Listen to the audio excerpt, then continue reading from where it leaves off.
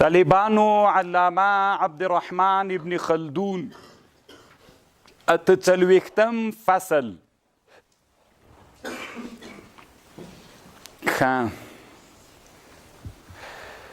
ابن خلدون رحمه الله شپږ-څلوېښتم فصل کې وایي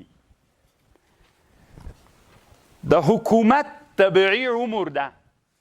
حکومت هم عمر لري. د حکومت طبیعي عمر چې ده 160 کاله ده.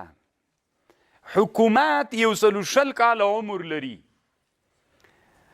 ما تاسې ته خبر کړی والا چې کله د حکومت ملګري را روان سي او دا د تړون ملګري را پیدا سي، دا د تړون ملګري راځي تر چا پورې راورسیږي؟ تر بادشاهي پورې راورسیږي. حکمرانان سي په چوکۍ باندې کېږي. بیا پس له دې نه چې دوی کله په چوکۍ باندې کېناستل، دا څوک؟ دا د تړون والا خلک. نو دا د تړون والا خلک اکثره داسې کوي طالبانو. مونږ 3 مرضونه د بادشاهي مهلک وبلل.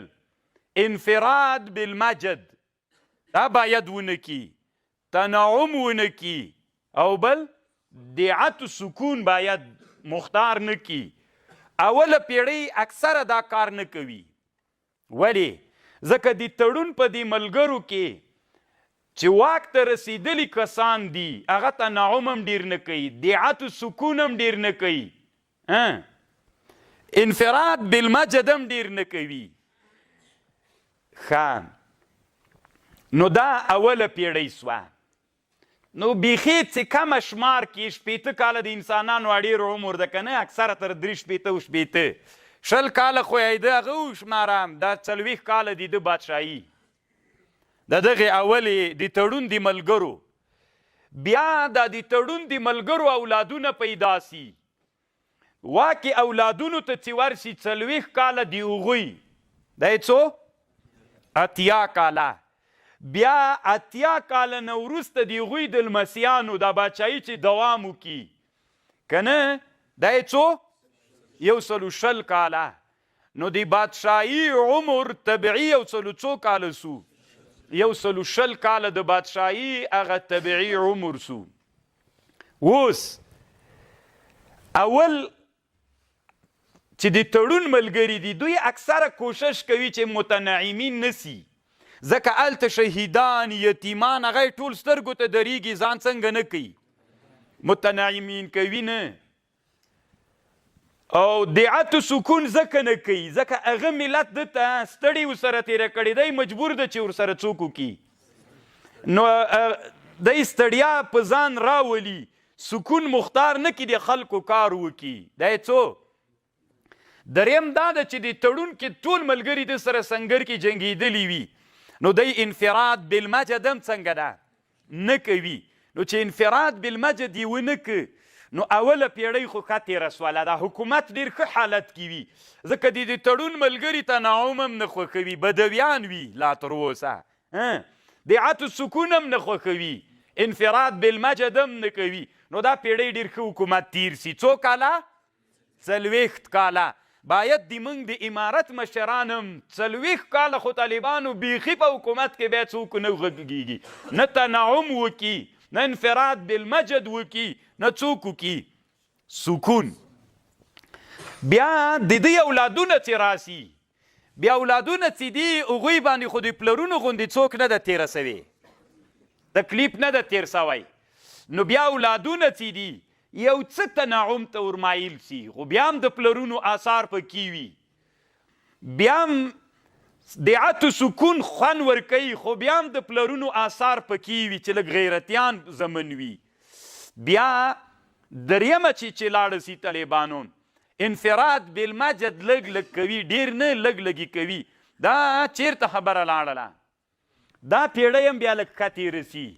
او د لمسیانو پیړۍ چې راورسیږي، هغوی باندې خو هېڅ تکلیف نه یي تېر، هغوی باندې د چا قدر نه یي ورته. ما بندوه طالب جانه دروازه، همدلته کښېنه، ورته تکیه ورته وکړه چې نور هم پرې راځي به بس دغسې. او دریمه پیړۍ چې لمسیان دي طالبانو، لمسیان بیا څه کوي؟ لمسی باندې خو هېڅ تکلیف نه ده تیر سوی هغه له ملت سره ناسته نه ده کړې ملت خو اصل څوک وو اکثره بدوي وو دی د بدوي د ژوند نه بیخي خبر نه ده د ده خو پلار و د نیکه ژوند ټول په بازار کې تیر سوی دی فکر کوي چې د ټول افغانستان ژوند بس د چا ژوند نو همدا د بازار و شانینو کارتینو کې دی اوسېدلی او په وزیر اکبر خان کې کور ده دا خوندوره زندګي دی وي چې د ټولو افغانانو داسې ژوند ده نو دی چې سپین ږیری ورته راسي بېعزتي یې کوي متنعیم سی کرا کرا بلکې ډېر متنعیم سی انفراد بالمجد کوي ځکه دی فکر کوي چې دا خو د ما د پلارو د نیکه بادشاهي ده دی خبر نه ده چې دومره ستړي پې تېرې سوي تکلیفونه په خلکو تېر سوي دي او دیعت سکون خوند ورکي نو بس دلته زتی تزلزل شروع سي چې تزلزل شروع سو طالبانو له دې درېیمې پیړۍ چې کالک ښه وله طالبانو بس 120 کلو کې بادشاهي ختمیږي مري یې خواته نه پاتې کیږي هسې به اسانه درته ووایم طالبانو دا د افغانستان کې یوه لویه بادشاهي تېره سوې چې دا هغه د محمود غزنوي رحمه الله بادشاهي ده د ده په لمسیو باندې بس بیا ختمه سوې ده په هلمند کې د قلیبوس کې یوه د لمسي کلا وله نو بس طالبانو د لمسۍ ته چې خبر راغلی نوره ړنګه سوې ده ذاتي دی زمن ول المسیان ول طالبانو حتی د محمود غزنوي د زمنو بادشاهي چې وګورئ طالبانو محمود غزنوي چې مړ سوی زمنو خپل منځ کې جنجال کړی ده یو زوی یې دلته نه و طالبانو هغه په ایران کې و چې په اصفهان کې و که په هرات کې و دغو ځایونو کې کوم چې کې یو دانه دلته و بیا جنجالونه سوي دي دلته هم بندي کورونو خپل منځ کې بندیخانې کړي انفراد بالمجد راغی لکه ما درته ویلي و د بادشاهي هغه څه شی ده طبیعت انفراد بالمجد وي دا مشري د تنادي مای بل څوک دی نه همداسې ده که نه طالبانو بیا څوک خوښوي نو د بادشاهي طبیعي عمر څو کاله ده 120 کاله ده که ښه لاړ سي 120 کلو پورې رسیږي او که چیرته د اوله طبقه چې ده د اوله طبقه که ښه لاړل انفراد بالمجد یې ونه که تنعم یې ونه که سکون او راحت یې ونه که بیا ښځي که دویم هم همداسې و که دریم هم که دوام کوي اما که دا مرض دا خو طبیعي عمر ده چې یو 100 کاله پورې ځي اما کله کله د انسان هم علما د علمي طب وایي د انسان 120 کاله عمر ده طبیعي خو کله کله یې منځ کې څوک راګیر کی